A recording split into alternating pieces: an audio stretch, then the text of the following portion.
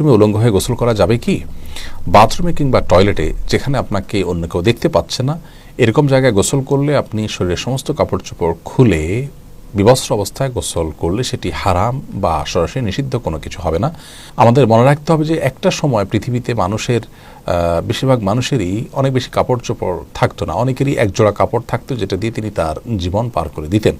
আজকাল আলহামদুলিল্লাহ আমাদের অনেক কাপড় চোপড় রয়েছে। তো যার সামর্থ্য আছে এরকম অবস্থায় তিনি সকল কাপড় চোপড় খুলে গোসল করাটা তার জন্য অনুত্তম।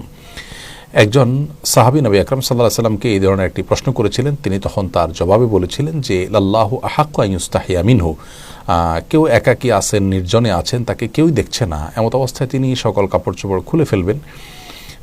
এ বিষয়টি অনুত্তম, কারণ আল্লাহ তাআলা তাকে দেখছেন, আল্লাহর প্রতি তার লাজ লজ্জা থাকা উচিত অন্তত।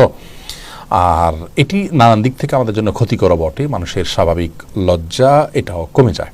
এজন্য একান্ত প্রয়োজন না হলে বাথরুমে উলঙ্গ হয়ে গোসল না করাটা উত্তম।